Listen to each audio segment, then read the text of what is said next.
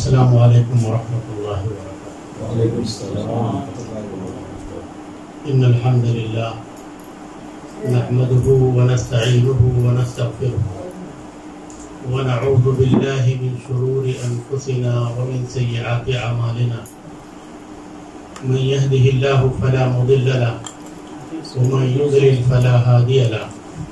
واشهد ان لا اله الا الله وحده لا شريك له، واشهد ان محمدا عبده ورسوله، اما بعد فان خير الكتاب كتاب الله، وان خير الهدي هدي محمد صلى الله عليه وسلم، وشر الامور محدثاتها، وكل محدثة بدعة، وكل بدعة ضلالة، وكل ضلالة في النار۔ أعوذ بالله من الشيطان الرجيم، بسم الله الرحمن الرحيم۔ يا أيها الذين آمنوا اتقوا الله حق تقاته ولا تموتن إلا وأنتم مسلمون۔ وقال النبي صلى الله عليه وسلم: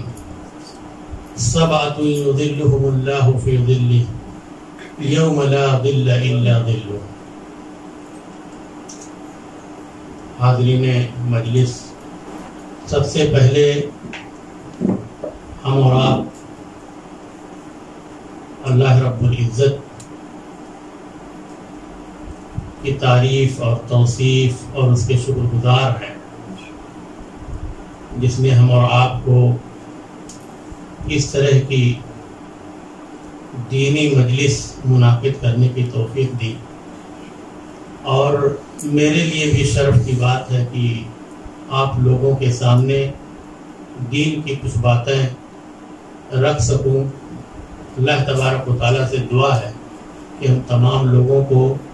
کہنے کے ساتھ ساتھ اس پر عمل کرنے کی بھی توفیق عطا فرمائے۔ خطبہ مسنونہ کے بعد میں نے اللہ کے رسول صلی اللہ علیہ وسلم کی ایک حدیث آپ حضرات کے سامنے پڑھی ہے، جس کا موضوع ہے کہ وہ خوش نصیب بندے جو قیامت کے دن اللہ تبارک و تعالیٰ کے سائے رحمت میں جگہ پائیں گے۔ آئیے اسی حدیث کو پڑھتے ہیں اور اس کے ترجمہ اور اس کی تشریح کو سمجھنے کی کوشش کرتے ہیں۔ اللہ کے رسول صلی اللہ علیہ وسلم فرماتے ہیں: سبعۃ یظلهم اللہ فی ظلہ یوم لا ظل الا ظلہ۔ 7 قسم کے لوگ ایسے ہوں گے جنہیں اللہ تبارک و تعالی قیامت کے دن اپنے سائے رحمت میں جگہ دے گا، جس دن اللہ تبارک و تعالی کے رحمت کے سائے کے علاوہ کوئی سایہ نہ ہو۔ اللہ کے رسول صلی اللہ علیہ وسلم کی حدیث میں ہے کہ قیامت کا دن اتنا ہولناک ہوگا کہ انسان اس کی ہولناکی اور خطرناکی کو برداشت نہیں کر پائے گا۔ بڑا ہی شدید اور سخت دن ہوگا، خصوصاً ان کے لیے جو دنیا کے اندر اللہ تبارک و تعالیٰ سے غفلت میں تھے، اللہ کی آیات سے اعراض کرتے تھے، اس پر ایمان نہیں لاتے تھے، دنیا کے اندر اپنی زندگی کو لہو و لعب میں گزار دیا تھا۔ ایسے لوگوں کے لیے انتہائی مصیبت کا وقت ہوگا۔ اللہ کے رسول صلی اللہ علیہ وسلم فرماتے ہیں کہ بعض لوگ اپنے ٹکنوں تک پسینوں میں شرابور ہوں گے، سورج بہت ہی قریب ہمارے سر سے 1.25 نیزے کے قریب ہوگا، اور کوئی اپنے گھٹنوں تک، کوئی اپنے کمر تک، کوئی اپنے سینوں تک۔ جس طرح سے انسان کے برے اعمال ہوں گے، انسان جتنا گنہگار ہوگا اتنا ہی زیادہ اس کو اللہ تبارک و تعالیٰ ایسی شدید گرمی میں اور پسینے میں مبتلا رکھے گا۔ تو وہ لوگ بڑے ہی خوش نصیب ہوں گے جو اللہ تبارک و تعالیٰ کے سائے رحمت میں جگہ پائیں گے۔ کوئی سایہ نہ ہوگا، کوئی گھر نہ ہوگا، کوئی چھت نہ ہوگا، کوئی شیڈنگ نہ ہوگی، کہیں انسان کے پاس اپنا سر جھکانے کا، اپنا سر چھپانے کا کوئی بھی سامان نہ ہوگا۔ ایسے میں اللہ کے رسول صلی اللہ علیہ وسلم نے فرمایا کہ 7 قسم کے لوگ ہوں گے جنہیں اللہ تبارک و تعالیٰ اپنی رحمت کے سائے میں جگہ دے گا، اس دن کے عذاب سے انہیں بچا لے گا۔ اس میں پہلا شخص اللہ کے رسول صلی اللہ علیہ وسلم فرماتے ہیں امام عادل، ایک امام ہوگا جو عدل اور انصاف کرنے والا ہوگا، وہ امام جو اپنے رعایا پر ظلم نہ کرتا ہو، وہ ذمہ دار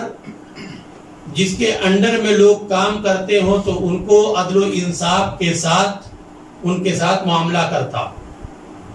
ان کو حقیر نہ سمجھتا ہو، ان کو ذلیل نہ سمجھتا ہو، ان کو رسوا نہ کرتا ہو، معاملات میں ان کے ساتھ برائی اور بدسلوکی سے نہ پیش آتا ہو۔ تو ایسا امام جو عدل و انصاف کے ساتھ معاملہ کرے گا، اللہ تبارک و تعالیٰ کے سائے میں وہ انسان جگہ پائے گا۔ اللہ تبارک و تعالیٰ نے ایسے انصاف کرنے والے کے سلسلے میں قرآن کریم کے اندر فرمایا،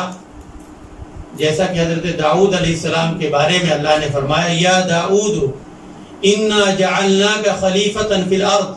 فاحکم بین الناس بالحق ولا تتبع الہوى فیضلک عن سبیل اللہ۔ اللہ تبارک و تعالیٰ نے فرمایا اے داؤد، ہم نے تمہیں زمین میں خلیفہ بنایا ہے،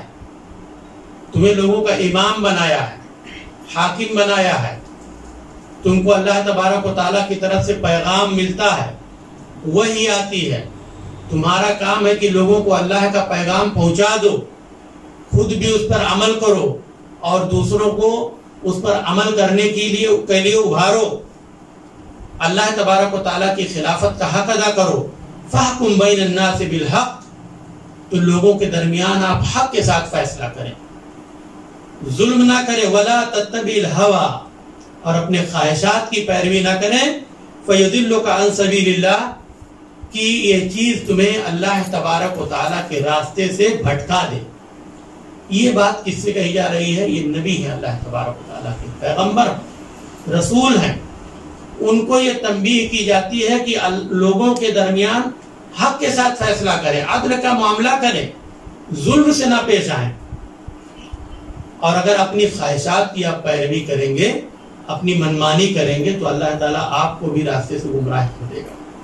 خواہشات کی پیروی کی وجہ سے آپ بھی راستے سے بھٹک جائیں گے تو عام لوگ اور ہم لوگ ایک نبی کے سامنے کیا ہے؟ ہم اور آپ کے لیے اور سخت تنبیہ ہے، جو گناہوں میں لت پت ہے، روزانہ غلطیاں کرتے ہیں، بہت سارے ایسے اخطاء ہم سے سرزد ہوتے رہتے ہیں جن کا ہمیں احساس تک نہیں ہوتا، اپنی خواہشات کی پیروی کر جاتے ہیں، ہمیں احساس نہیں ہوتا۔ اللہ نے فرمایا کہ تمہیں عدل کا دامن تھامے رہنا ہے، اور جو لوگ عدل و انصاف کا معاملہ کرتے ہیں دنیا کے اندر، اللہ کے رسول صلی اللہ علیہ وسلم نے ان کے بارے میں بشارت دی۔ اس حدیث کو امام بخاری و مسلم نے اپنی صحیحین کے اندر روایت کیا ہے۔ اللہ کے رسول صلی اللہ علیہ وسلم کہتے ہیں ان المقسطین عند اللہ علی منابر من نور عن یمین الرحمن عز وجل، کہ جو شخص دنیا کے اندر عدل و انصاف کرتے ہیں، ظلم نہیں کرتے ہیں،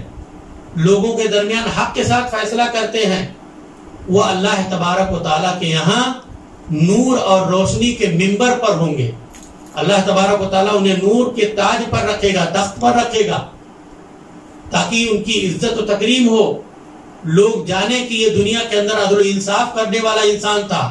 آج اسی کے توفیل اللہ تبارک و تعالیٰ نے اسے بڑا عظیم مرتبہ دیا ہے۔ اور جو شخص ظلم کرتا ہے تو اس کو بھی یہ جاننا چاہیے کہ ظلم کرنے والا اللہ تبارک و تعالیٰ کی پکڑ سے بچ نہیں سکتا۔ اللہ نے قرآن کریم کے اندر ارشاد فرمایا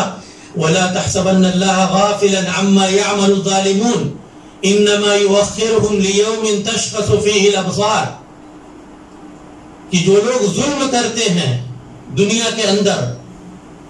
وہ یہ گمان نہ کرے کہ اللہ تبارک و تعالیٰ ان کے اعمال سے غافل ہے،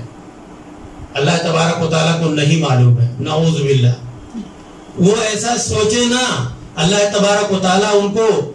مہلت دے رہا ہے، مؤخر کر رہا ان کے معاملے کو، اس کے اندر ان کے لیے چانس ہے کہ وہ اپنی اصلاح کر لیں، اپنی غلطیوں سے توبہ کر لیں، اللہ تبارک و تعالیٰ کی طرف لوٹ آئیں، اپنے ظلم سے باز آ جائیں، ورنہ اللہ تبارک و تعالیٰ اس دن کے لیے انہیں مہلت دے رہا ہے کہ جس دن انسان کی آنکھیں پھٹی رہ جائیں گی،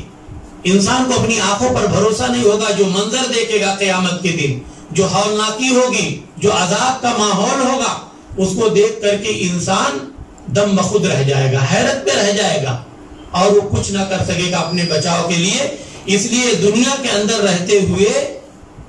وہ انسان اپنے بچاؤ کا سامان کر لے اور اللہ تبارک و تعالیٰ سے اپنی مغفرت اور بخشش کرا لے۔ اللہ کے رسول صلی اللہ علیہ وسلم نے ایک دوسرے خوش نصیب کے بارے میں ذکر کیا جو اللہ تبارک و تعالیٰ کے سائے میں جگہ پائے گا، شاب نشأ فی عبادت اللہ، وہ نوجوان جس کی زندگی اللہ تبارک و تعالیٰ کی عبادت میں گزرتی ہے، جس کی تربیت، جس کی نشو و نما، جس کی پرورش و پرداخت اللہ تبارک و تعالیٰ کی عبادت میں ہوتی ہے۔ نوجوان کو خاص طور سے اللہ کے رسول صلی اللہ علیہ وسلم نے یہاں ذکر کیا ہے، اس لیے کہ دنیا کے اندر لہو و لعب کی چیزیں، منکرات کی چیزیں، شہوات سے بھری ہوئی چیزیں، شیطان یہ بہت جلدی نوجوانوں کو غفلت میں مبتلا کر دیتا ہے، ان کو ان کے اصل مقصد سے پھیر دیتا ہے، ان کے پیچھے وہ زیادہ لگتا ہے، ان کے بھٹکنے کے چانسز بھی زیادہ ہوتے ہیں، اس کے اندر تبدیلیاں بھی بڑی تیزی سے آتی ہیں، وہ بہت ساری تبدیلیوں کو جلدی سے قبول کر لیتا ہے، اس کے اندر پختگی نہیں ہوتی ہے، اس کے اندر ٹھہراؤ نہیں ہوتا ہے، اس کے اندر وہ مضبوطی نہیں ہوتی ہے کہ کسی ایک موقع پر سختی کے ساتھ جمع رہے، اس کو ادھر ادھر بہک جانے کا، ادھر ادھر چلے جانے کا اس کے بارے میں خدشہ زیادہ ہوتا ہے۔ اللہ کے رسول صلی اللہ علیہ وسلم نے فرمایا کہ ایک نوجوان انسان ان تمام مسائل کے باوجود، ان تمام پریشانیوں کے باوجود، ان تمام مسائل جو اس کو گھیرے ہوئے اس کے باوجود بھی اگر اپنے آپ کو راہ راست پر رکھتا ہے اور اللہ تبارک و تعالیٰ کے بتائے ہوئے طریقے کے مطابق زندگی گزارتا ہے، اللہ کی عبادت میں اپنا دل لگاتا ہے، تو ایسے انسان کے لیے بشارت ہے کہ اللہ تبارک و تعالیٰ قیامت کے دن اسے اپنے سائے میں جگہ دے گا۔ اور ایسے ہی نوجوانوں کے سلسلے میں اللہ تبارک و تعالیٰ نے قرآن کریم کے اندر فرمایا انہم فتیۃ آمنوا بربہم وزدناہم ھدی۔ قرآن کریم میں اللہ تبارک و تعالیٰ نے اصحاب کہف کا واقعہ، غار والوں کا واقعہ ذکر کرتے ہوئے بتایا کہ وہ نوجوان تھے، کچھ نوجوان لوگ تھے جو اللہ تبارک و تعالیٰ پر، اپنے رب پر ایمان لائے، اور اللہ تبارک و تعالیٰ نے انہیں ہدایت میں، درستگی میں اور زیادہ بڑھا دیا، مزید ان کو توفیق دی ہدایت کے کاموں میں آگے بڑھنے کی۔ تو نوجوان جو ہوتا ہے یہ اللہ تبارک و تعالیٰ کو بہت محبوب ہے اگر وہ اپنی عبادت، اپنی زندگی کو اللہ کی عبادت میں لگاتا ہے اور ادھر ادھر بہکتا نہیں ہے۔ تیسرا خوش نصیب شخص، اللہ کے رسول صلی اللہ علیہ وسلم فرماتے ہیں رجل قلبہ معلق بالمساجد، وہ انسان جس کا دل مسجد کے ساتھ معلق ہوتا ہے، مسجد کے ساتھ لگا رہتا ہے اس کا دل، وہ عبادت کرتا ہے لیکن عبادت کرنے کے بعد بھی اس کو لگتا ہے کہ مزید اللہ کی عبادت کرنی چاہیے، وہ نمازیں ادا کرتا ہے، مسجد سے جاتا ہے تب بھی اس کو لگتا ہے کہ مجھے اللہ تبارک و تعالیٰ کے دربار میں دوبارہ حاضر ہونا ہے، اپنی ضروریاتی زندگی کے لیے جاتا ہے، معاش کی تلاش میں، روزی کی تلاش میں، اپنے بچوں کی روزی روٹی کے لیے، اپنے بچوں کی تعلیم کے لیے، تربیت کے لیے، ضروریات زندگی کے لیے وہ نکلتا ہے، لیکن اس کے دل میں ہمیشہ یہ بات ہوتی ہے کہ کب نماز کا وقت ہو جائے، کب اذان ہو اور اللہ تبارک و تعالیٰ کے دربار میں وہ حاضری دے۔ اللہ تبارک و تعالیٰ نے ایسے لوگوں کے بارے میں ارشاد فرمایا انما یعمر مساجد اللہ من آمن باللہ والیوم الآخر واقام الصلاة وآت الزکاة ولم یخش الا اللہ فعسى اولئک ان یکونوا من المہتدین۔ اللہ تبارک و تعالیٰ نے ایسے خوش نصیبوں کے بارے میں فرمایا کہ اللہ کی مسجدوں کو آباد کرنے والے وہ لوگ ہیں جن کا ایمان اللہ پر مضبوط ہو، یوم آخرت پر ایمان ہو، نماز کو قائم کرتے ہیں، زکوٰۃ کو دیتے ہیں، اللہ کے سوا کسی سے ڈرتے نہیں، تقوی اور خشیت صرف اور صرف اللہ کی ہے ان کے دلوں کے اندر، تو بہت ممکن ہے اللہ تبارک و تعالیٰ ایسے لوگوں کو ہدایت یافتہ لوگوں میں سے بنا دے، یعنی یقینی طور پر ایسے لوگ اللہ کی نظر میں ہدایت پانے والے ہیں، جو اللہ تبارک و تعالیٰ کے لیے اپنا وقت خاص کرتے ہیں. یہ وہ لوگ ہیں جو اللہ تبارک و تعالیٰ کے مہمان ہوتے ہیں حقیقت میں. اور ایک انسان اگر اللہ تبارک و تعالیٰ کا مہمان ہو تو اس سے بڑی فضیلت کی بات اور کیا ہو سکتی ہے. اللہ سے بہتر مہمان نوازی کون کر سکتا ہے؟ اللہ سے زیادہ کون نواز سکتا ہے کسی انسان کو, کسی مخلوق کو؟ کہ اس کے لیے بڑے ہی شرف کی بات ہے کہ وہ اللہ کے دربار میں حاضری دیتا ہے. ایسے لوگوں کے سلسلے میں اللہ کے رسول صلی اللہ علیہ وسلم نے فرمایا, اس حدیث کو امام بخاری اور امام مسلم نے اپنی صحیحین کے اندر روایت کیا ہے کہ من غدا الى المسجد او راحا اعد اللہ له فی الجنت نزلا, کہ جو شخص مسجد کی طرف جاتا ہے, صبح کے وقت شام کے وقت جاتا ہے, مسجدوں میں حاضری دیتا ہے, خالص دل سے اللہ تبارک و تعالیٰ کی عبادت کرتا ہے, تو اللہ تبارک و تعالیٰ نے ایسے انسان کے لیے جنت میں ٹھکانہ بنایا ہے. اس کا ٹھکانہ جنت کے اندر ہوگا اور وہ اللہ تبارک و تعالیٰ کی نعمتوں سے محظوظ ہوگا, اللہ کی ضیافت میں وہ رہے گا.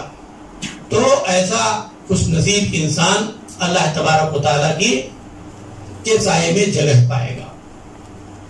ایک اور انسان جس کے بارے میں اللہ کے رسول نے بیان فرمایا, رجلان تحابا فی اللہ اجتمع علیہ وتفرقا علیہ. دو طرح کے لوگ ہوتے ہیں, دو انسان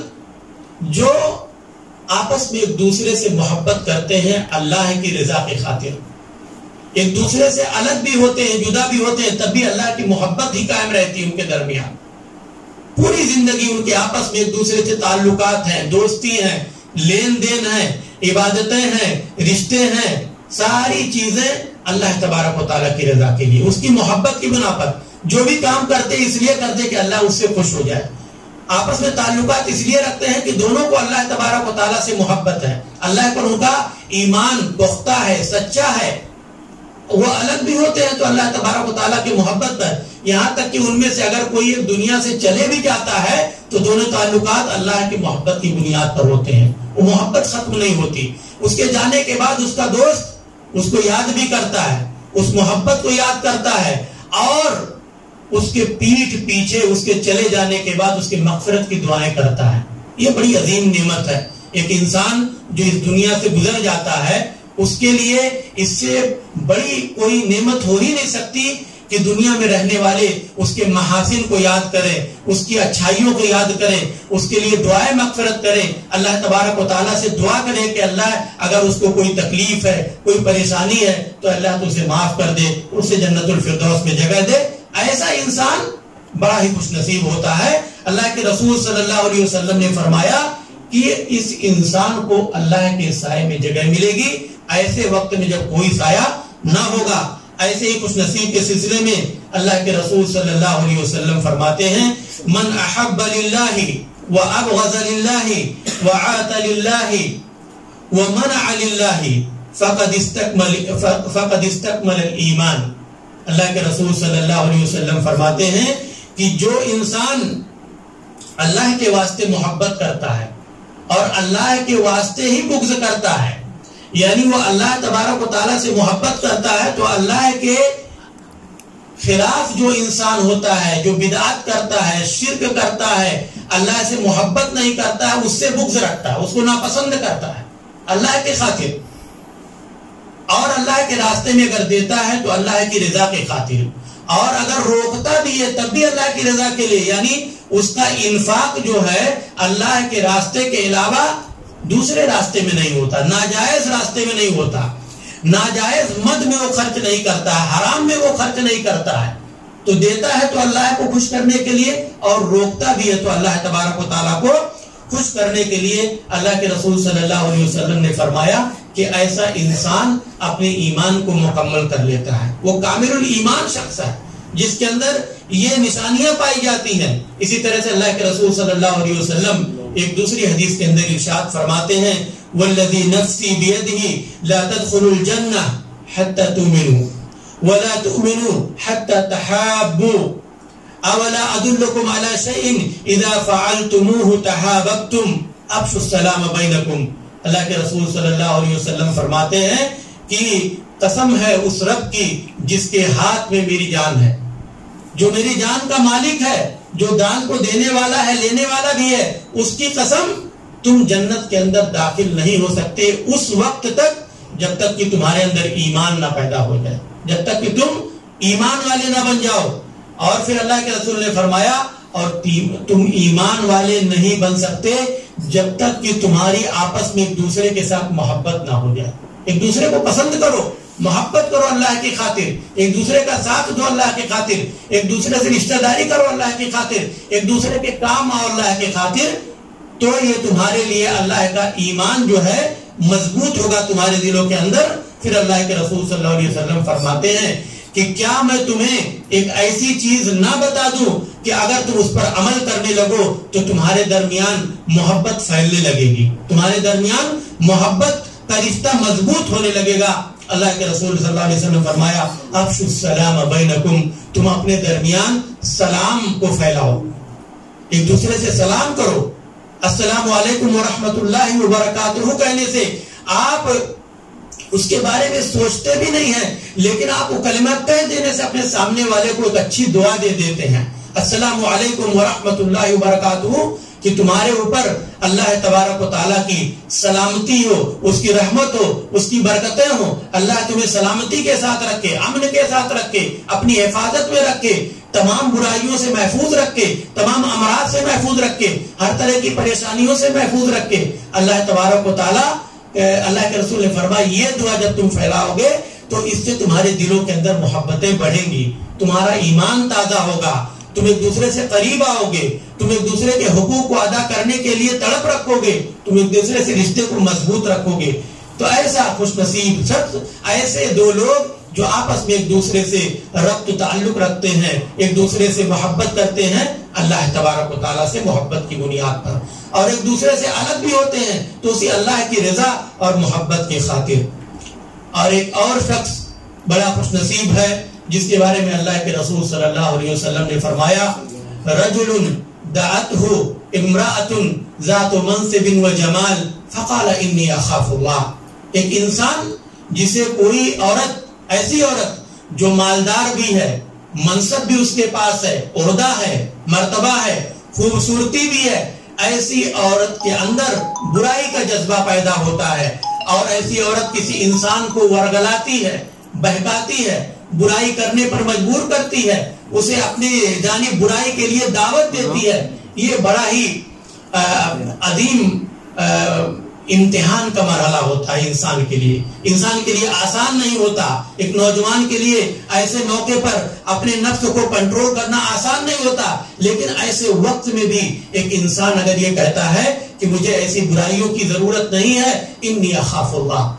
میں اللہ تبارک و تعالیٰ سے ڈرتا ہوں۔ اگرچہ اس طرح کی برائی چھپ کر کے انسان کرتا ہے، لوگوں کی نظروں سے اوجھل ہو کر کے کرتا ہے، اگرچہ بہت سارے لوگوں کو اس کی اس برائی کا پتہ بھی نہ چلے، لیکن اللہ تبارک و تعالیٰ دیکھ رہا ہوتا ہے۔ اللہ کو تمام چیزوں کا علم ہے، اللہ کے فرشتے ہمیں مراقبہ کرتے ہیں، ہمیں دیکھتے ہیں، اس لیے میں اللہ تبارک و تعالیٰ کا خوف رکھتا ہوں۔ اس کے اندر یوسف علیہ السلام کا وہ جذبہ پیدا ہوتا ہے جس کو وہ دہراتا ہے، انی اخاف اللہ، کہتا ہے کہ میں اللہ تبارک و تعالیٰ کو ڈرتا ہوں اور مجھے ایسی برائی کی ضرورت نہیں ہے۔ اس سلسلے میں حضرت قاضی عیاض رحمہ اللہ ایک انتہائی نفیس اور عمدہ بات بیان کرتے ہوئے کہتے ہیں کہ یہاں پر ایسی عورت کو خصوصاً ذکر کیا گیا جو منصب والی ہو، جمال والی ہو، جاہ و جلال والی ہو، لکثرت الرغبۃ فیہا،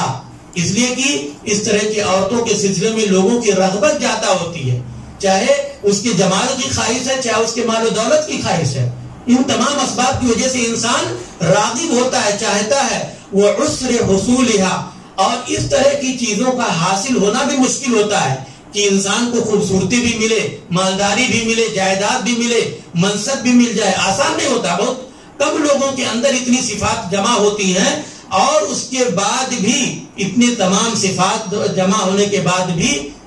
ایسی عورت کسی کو ورگلاتی ہے برائی کرنے پر، تو انسان کو برائی میں واقع ہونے کے چانسز زیادہ ہوتے ہیں، زیادہ امکان ہوتا ہے۔ شیطان زیادہ ورگلاتا ہے، بہکاتا ہے، اس کے دلوں کے اندر وسوسے ڈالتا ہے، دنیاوی فوائد کے بارے میں اس کو رغبت دلاتا ہے کہ تمہارے لیے بہتر ہو جائے گا، تمہاری دنیا بن جائے گی، تمہاری دنیا سنور جائے گی، تمہاری دنیاوی زندگی عیش و عشرت میں گزرے گی، تم ایسا کام کرنے سے مت چوکو۔ لیکن اس کے باوجود بھی وہ بندہ اللہ تبارک و تعالیٰ کو یاد کرتا ہے اور کہتا ہے انی اخاف اللہ، کہ میں اللہ تبارک و تعالیٰ سے ڈرتا ہوں، مجھے ایسے کام کی ضرورت نہیں ہے۔ تو یہ بہت ہی بڑا امتحان ہوتا ہے۔ اللہ تبارک و تعالیٰ نے ایسے لوگوں کے بارے میں فرمایا وَأَمَّا مَنْ خَافَ مَقَامَ رَبِّهِ وَنَهَى النَّفْسَ عَنِ الْهَوَى فَإِنَّ الْجَنَّةَ هِيَ الْمَأْوَى، کہ جو شخص اللہ تبارک و تعالیٰ کے سامنے کھڑا ہونے سے ڈرتا ہے اور اپنے نفس کو خواہشات سے، برائیوں سے، شہوات سے دور رکھتا ہے، منع کرتا ہے، تو اللہ نے فرمایا کہ ایسے انسان کے لیے کا ٹھکانہ جنت ہے۔ تو کون نہیں چاہتا کہ کون انسان نہیں چاہتا کہ اسے اللہ کی جنت ملے؟ ہر کوئی چاہتا ہے، لیکن اس کے لیے شرط ہے کہ انسان اپنے آپ کو اس لائق بنائے تاکہ جنت اسے ملنے میں آسانی ہو۔ اسی طرح سے اللہ کے رسول صلی اللہ علیہ وسلم نے ایک اور خوش نصیب کا ذکر کرتے ہوئے فرمایا رجل تصدق بصدقۃ فاخفاها حتى لا تعلم شماله ما تنفق يمينه، کہ ایک انسان جو اللہ تبارک و تعالیٰ کے لیے صدقہ و خیرات کرتا ہے، اللہ کے راستے میں دیتا ہے، وہ لٹاتا ہے، انفاق فی سبیل اللہ کرتا ہے، لیکن وہ جتلاتا نہیں ہے، لوگوں کے درمیان بیان کرتا ہوا نہیں پھرتا ہے، احسان نہیں جتلاتا ہے، کسی کو دے کر کے اس کو رسوا نہیں کرتا ہے، اس کو پریشان نہیں کرتا ہے، اتنا چھپا کر کے دیتا ہے کہ اللہ کے رسول صلی اللہ علیہ وسلم فرماتے ہیں کہ اگر اس نے اپنے داہنے ہاتھ سے دیا ہے تو اس کے بائیں ہاتھ کو بھی پتہ نہیں چلتا، اتنا چھپاتا ہے۔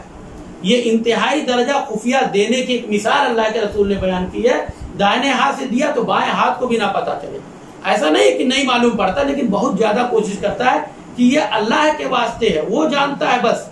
اس کو معلوم ہے کہ میں نے کس واسطے دیا، اس کی رضا کے لیے، اس کے اخلاص کے لیے، اس کی جنت پانے کے لیے، اس کی رضا پانے کے لیے، اس کے دربار میں کامیابی کے لیے میں نے دیا ہے، لوگوں کو دکھانے کے لیے، لوگوں کو خوش کرنے کے لیے، لوگوں کو دوسروں کے سامنے مطلب اپنے آپ کو اجاگر کرنے کے لیے نہیں دیا۔ کبھی کبھار ضرورت پڑتی ہے انسان کو کہ لوگوں کے سامنے بھی اللہ کے راستے میں خرچ کرے، لیکن وہاں پہ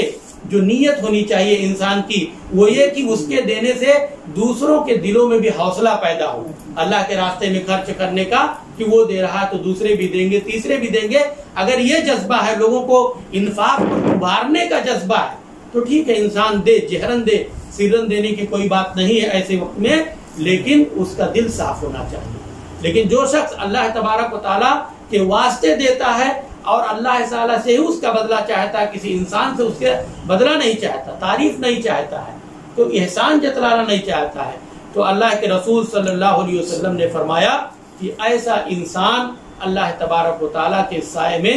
جگہ پانے والا ہوگا، وہ بڑا ہی خوش نصیب ہوگا۔ اللہ تبارک و تعالیٰ نے ایسے انسان کے سلسلے میں قرآن کریم کے اندر فرمایا ان تبدوا الصدقات فنعما ہی، کہ اگر تم صدقات کو، خیرات کو ظاہر کرتے ہو،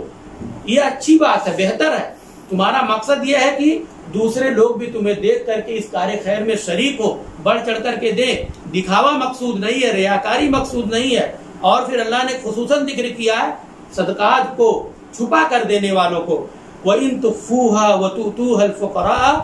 فَهُوَ خَيْرٌ لَكُمْ وَيُكَفِّرُ عَنْكُمْ مِنْ سَيِّئَاتِكُمْ وَاللَّهُ بِمَا تَعْمَلُونَ خَبِيرٌ۔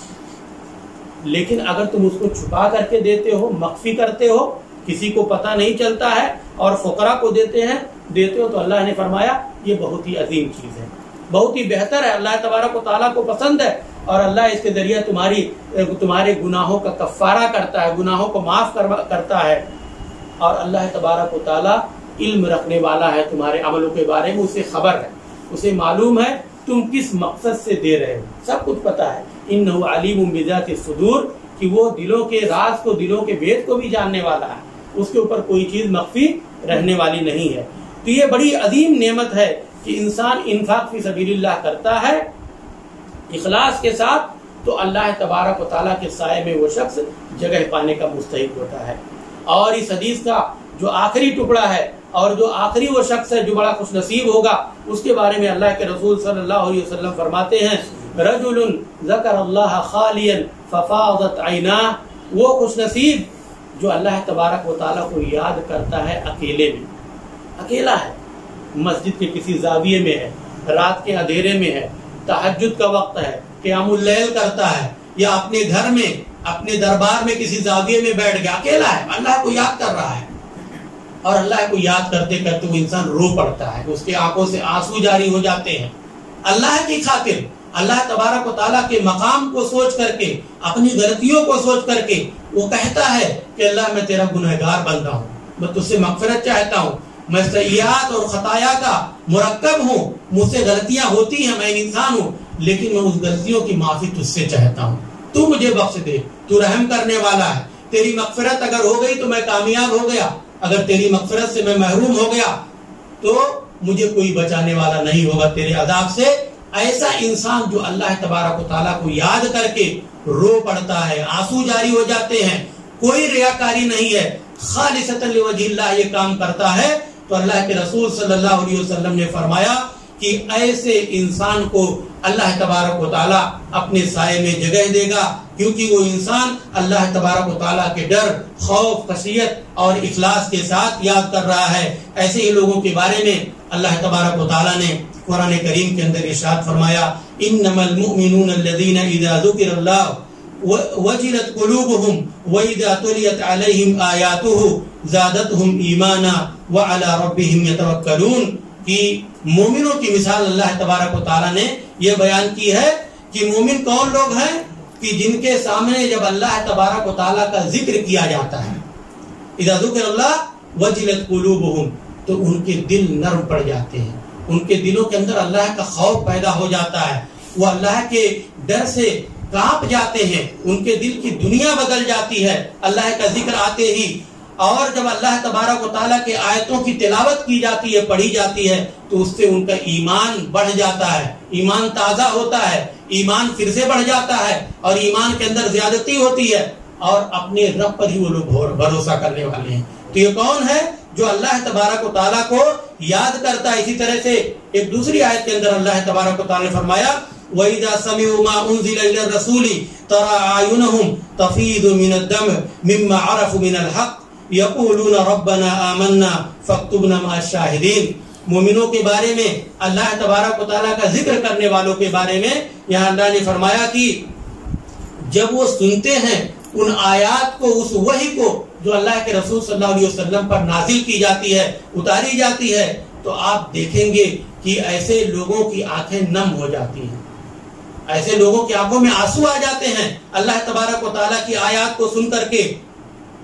مما عرفوا من الحق، کیونکہ وہ لوگ ان آیات اور اس وحی کے ذریعہ حق کو پہچاننے کے اہل ہو جاتے ہیں، وہ حق کو پہچان لیتے ہیں، ان کو معلوم پڑ جاتا ہے کہ حق بات کیا ہے اور غلط بات کیا ہے۔ یقولون ربنا آمنا فاکتبنا مع الشاہدین، اور یہ کہتے ہیں کہ اے ہمارے رب، ہم تجھ پر ایمان لانے والے ہیں اور ہمیں تو اپنے گواہی دینے والوں کے درمیان ہمارا نام بھی لکھ دے، اپنے یہاں کامیاب ہونے والوں کے درمیان میرا نام بھی لکھ لے۔ اللہ کے رسول صلی اللہ علیہ وسلم نے فرمایا، عینانی لا تمسہم النار، عین بکت من خشیت اللہ وعین باتت تحرس فی سبیل اللہ۔ ترمذی شریف کے اندر یہ روایت آئی ہے، حضرت عباس رضی اللہ تعالیٰ عنہما بیان کرتے ہیں کہ اللہ کے رسول صلی اللہ علیہ وسلم نے فرمایا، انسان کی دو آنکھیں، ان کو آگ نہیں چھوئے گی، یعنی اللہ تبارک و تعالیٰ اسے آگ میں مبتلا نہیں کرے گا، آگ کے عذاب میں مبتلا نہیں کرے گا۔ ایک وہ آنکھ عین بکت من خشیت اللہ، وہ آنکھ جو اللہ تبارک و تعالیٰ کے ڈر سے رو پڑتی ہے، اس کے آنکھوں سے آنسو جاری ہو جاتے ہیں اللہ کو یاد کر کے، اس کی نعمتوں کو یاد کر کے، جنت کو یاد کر کے، جہنم کو یاد کر کے، عذاب کو یاد کرتا ہے تو ڈر جاتا ہے، آنسو جاری ہو جاتے ہیں،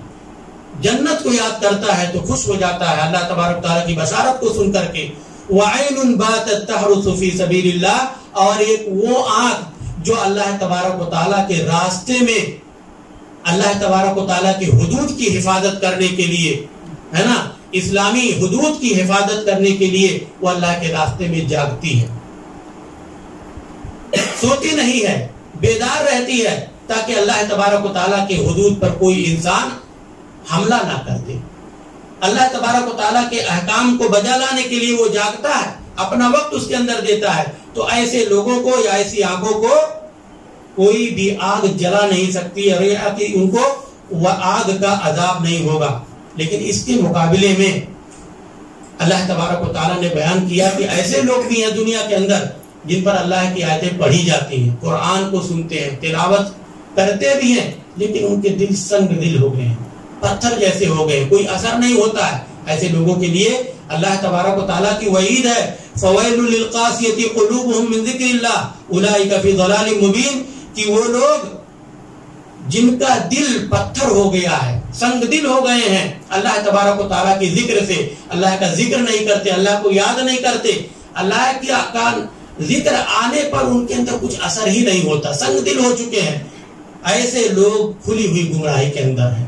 تو جو لوگ اپنے دلوں کے اندر یہ سختی پاتے ہیں، ان کو چاہیے کہ اپنے دلوں کو نئے سرے سے اس کی اصلاح کریں، اس کی مرمت کریں، اور اس کے لیے ضروری ہے کہ انسان اللہ تبارک و تعالیٰ سے توبہ کرے، اللہ تعالیٰ سے توفیق مانگے، اپنے آپ کو اس کی عبادت میں لگائے اور اس کی تلاوت کرے، اس کا ذکر کرے، تو اللہ تبارک و تعالیٰ انسان کے دلوں کو نرم کر دیتا ہے، اس کے اندر خشیت پیدا ہوتی ہے، اس کے اندر اللہ تبارک و تعالیٰ کا تقوی پیدا ہوتا ہے، اس کی محبت جاگزی ہوتی ہے، اور اس کے دل کے اندر وہ نرمی آتی ہے۔ تو خلاصہ یہ ہے اس حدیث کا کہ اللہ تبارک و تعالیٰ کے سائے میں کچھ منتخب لوگ ہوں گے، محدود لوگ ہوں گے، جو قیامت کے دن جگہ پانے والے ہوں گے۔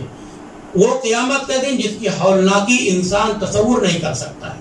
اور اس سے بچنے کے لیے انسان کے پاس کوئی دوسرا راستہ نہیں ہوگا۔ اس کے لیے ضروری ہے کہ اسی دنیا کے اندر وہ اعمال کرے، اس سے یہی مطلوب ہے۔ اس لیے ہم اور آپ کو یہ چاہیے کہ ہم اور آپ اپنے نفس کا محاسبہ کریں اور دیکھیں کہ ہم اپنے آپ کو اس حدیث کی روشنی میں کس جگہ پاتے ہیں، کس طبقے میں اپنے آپ کو پاتے ہیں، کن لوگوں کے درمیان ہمارا نام لکھا جا سکتا ہے، کیا ہم ان میں سے کسی کیٹیگری میں آتے ہیں کہ نہیں، یا ہم اس سے دور ہیں۔ اگر دور ہیں تو واقعی ہمیں اصلاح کی ضرورت ہے، رجوع اللہ کی ضرورت ہے، اللہ تبارک و تعالیٰ سے جڑنے کی ضرورت ہے، اللہ کے گھروں اور اس کی عبادت گاہوں میں جانے کی ضرورت ہے، تلاوت کی ضرورت ہے، للہ فی اللہ محبت کی ضرورت ہے نا، اپنے درمیان سلام پھیلانے کی ضرورت ہے، اپنے آپ کو برائیوں سے دور رکھنے کی ضرورت ہے، اپنی جوانی کو اللہ کی عبادت میں لگانے کی ضرورت ہے، عدل و انصاف کی ضرورت ہے، ظلم سے بچنے کی ضرورت ہے، اور اسی طرح سے مساجد کے اندر اللہ تبارک و تعالیٰ کا مہمان بننے کی ضرورت ہے۔ اللہ تبارک و تعالیٰ سے دعا ہے کہ ہم تمام لوگوں کو اس حدیث پر عمل کرنے کی توفیق عطا فرمائے، اور ہمارے اندر کچھ کمیاں خامیاں جو ہیں اللہ تو اس کی اصلاح فرما دے، ہماری مغفرت فرما دے، اور ہمیں قیامت کے دن ان خوش نصیب لوگوں میں سے بنا جو تیرے سائے رحمت میں جگہ پائیں گے۔ آمین۔ تقبل یا رب العالمین، وآخر دعوانا الحمدللہ رب العالمین، والسلام علیکم ورحمۃ اللہ وبرکاتہ۔